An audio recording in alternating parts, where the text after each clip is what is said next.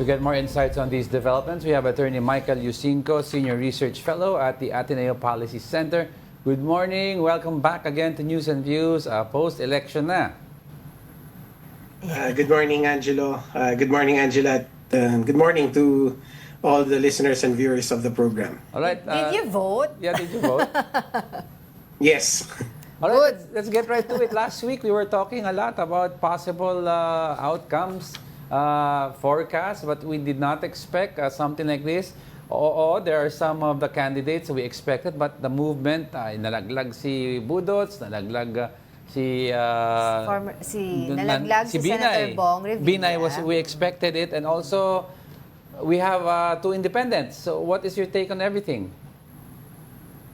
Well, first, I think it's very difficult to just make sweeping and general conclusions, generalizations about the results, considering we still don't have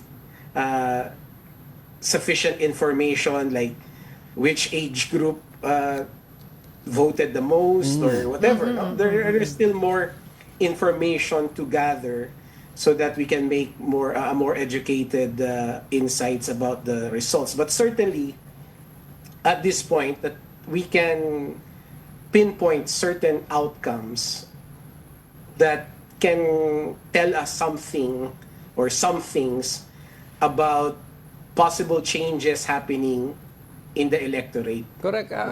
Prof, kasi you had university, Angel and I were talking the other day, there were several university surveys that were conducted na dinownplay ng ibang tao, consistently showing Bam and Kiko within the top 6. Sabi nila, ay baka selective ito. But they were the most consistent in terms of the top 5 or 6. Yung mga models ng surveys, do you think failed to take into consideration yung mga young voters in the universities?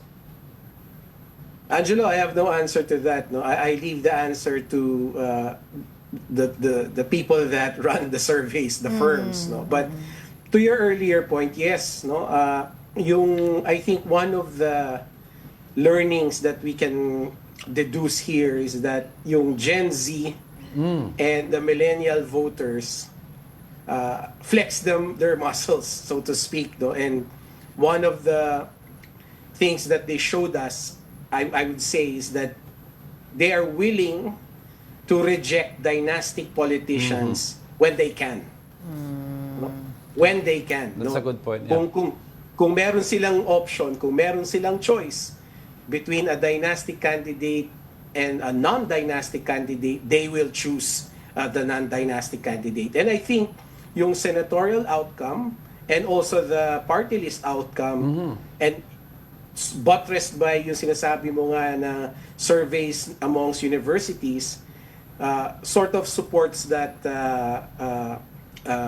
insight, I would say. Yeah, I think everybody thinks that way now, given that prior to the election, nakita natin yung voter population na I think 60% of the voter population comprised of Gen Z and millennials. No, voter turnout ngayon, sabi nila 80%, a little lower than the last election, which was 80 to 83%.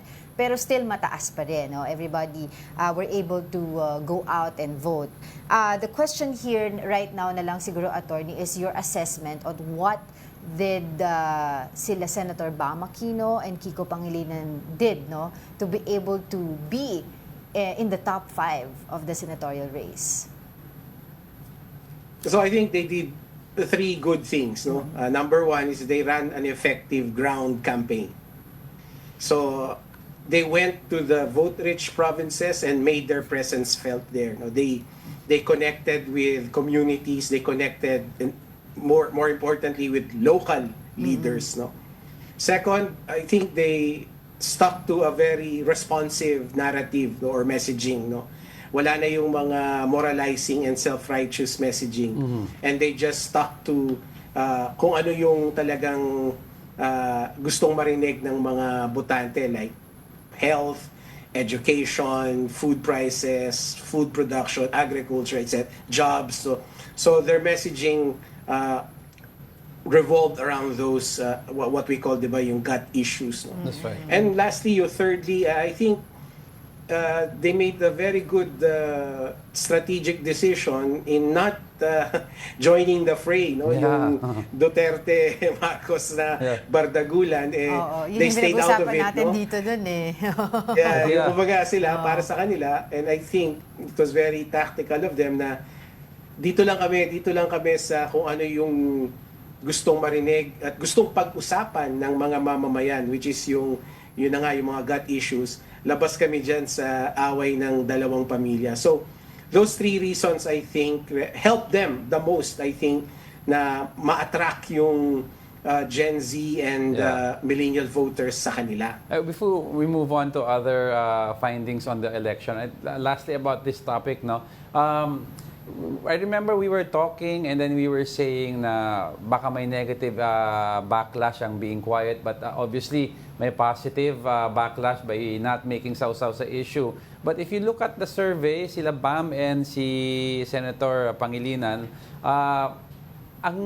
they got a lot of votes from the north.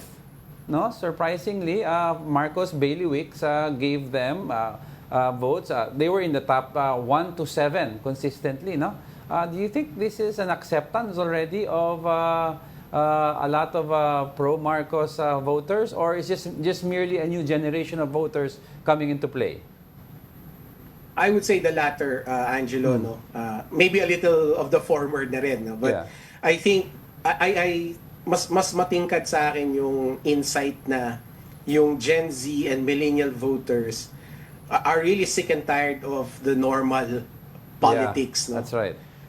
Na para sa kanila, we need to do something now. Otherwise, walang mangyayari sa bansa natin. And which is proper for them to think, because sila yung magi-inherit ng Pilipinas, eh, right? They are the next generation who will run this country, Yes. right? If they get the countries in tatters, then paano naman sila, di ba? So I think yun mas ganun siguro yung explanation kung bakit talagang nag-perform well Senator Bam and Senator Kiko, even in those areas na they are not expected to do well. So what about naman po itong the admin slate? No? What did they do naman? Na bakit parang 6 lang, ano, if I'm not mistaken, o 5 yung nakapasok from their slate. Do you think kasama na rin dito yung ng incident about the alleged illegal arrest of the former president who is now detained at the ICC? Maybe not so much, no, the arrest, kasi meron din naman mga surveys that majority of Filipinos support former President Duterte being prosecuted sa ICC, di ba? So of course, merong naapektuhan yan for sure, but maybe not so much. I think ang malaking tama talaga dun sa administration candidates, and the rankings show it, is yung mga dynastic candidates nila talaga were hit bad, no? So sabi nga ni Angelo kanina, si Abby Binay, Bong Revilla, Ben Tulfo, right? Erwin Tulfo, akala natin will actually compete with Senator Go as number 1, pero number 6, right? Sila Senator Soto, Senator Pia Cayetano, they're at the bottom 6, right? So, para sa akin, I think yung administration talaga were hit hard by Gen Z and millennial voters repudiating dynastic candidates. So now we take a look at the composition of the Senate. No, the way we see it, we have 2 independent. We already have an so-called opposition. So is this, we were talking about, I remember also, that sino ba ang tunay na opposition, di ba? Is it Duterte? Is it Senator Risa Ontiveros? So now, can we definitively say there is going to be, kahit tatlo lang sila, a true opposition in the Senate? That depends on them, no? Right now kasi, at least from the statements that we're hearing, is that they want to establish themselves as the true opposition, no? Pero yung side naman ng mga Duterte, no, yung mga Duterte allied senators, sinabi rin ni Vice President Sara Duterte, they want to build a strong opposition din, no? So we'll have to wait and see, and particularly we have to wait kung anong gagawin nung tatlo. Nung si Senator Risa, Senator Bam, and Senator Kiko, how will they fashion themselves in the next Senate, no? Kasi certainly parang imposible to ally with the Duterte camp, right? Oh. Parang malabo yun eh. But hindi rin yata feasible to ally with the Marcos camp, right? Kasi parang inconsistent yun, di ba, sa position nila. So, we can't say, no? Siguro yun ang sagot ko. We can't say whether there is now a true opposition. It's up for grabs, I would say, between the two groups that want to be the true opposition, and that's the group of Senator Risa and the group of the Duterte allied senators. Pero before I give it to Angel now, based on policy, let's just take out politics for the meantime. Just talk about issues and policies sa Senate. If you just stick to that, who do you think that the three are most inclined to agree with? Alam mo, ang hirap sagutin ng tanong mo, Angelo, because so far, no, wala naman tayong naririnig na important legislation from the Duterte side, no? So hindi natin alam kung if they offer something substantial or something relevant, the three senators might support them, no? Certainly yung mga pinopropose ng administration, I mean, we saw Senator Risa oppose a couple of them, like the Maharlika bill, Yes, right? So yung tatlo na yon, I think they will stay true to form and you know, vote according to the public interest, and even if the bill or the proposed law comes from the Duterte camp, no, but yan ang nakikita ko so far. Siguro ano na lang po yung magiging implikasyon nitong resulta na to pagdating naman po sa political power ng admin, no? Specifically si President Bongbong Marcos. Moving forward, syempre 3 years from now, it's going to be the presidential elections again. Well, it all depends on, I would say, it all depends on, ironically, on what Senator Risa and her group will do, no? Kasi if they sort of, you know, maintain a safe position, that will give the Duterte camp, I think, more leverage to make noise and appear more powerful or more aggressive in holding the administration to account, no? So that can work for them. That can work for the Duterte camp in relation to 2028.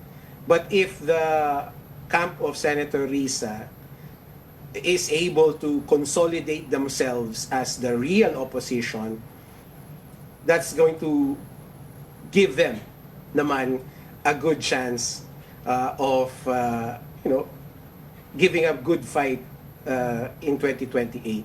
But for the administration, ang kailangan nilang isipin is they have to prove that hindi lang sila puro porma, hindi lang sila puro ayuda, no? They have to show that they can produce results given that they are the incumbent government. All right, with that, thank you so much for your time and insights. As always, Attorney Michael Yosinko, Senior Research Fellow at the Ateneo Policy Center. Magandang umaga po. Maraming salamat.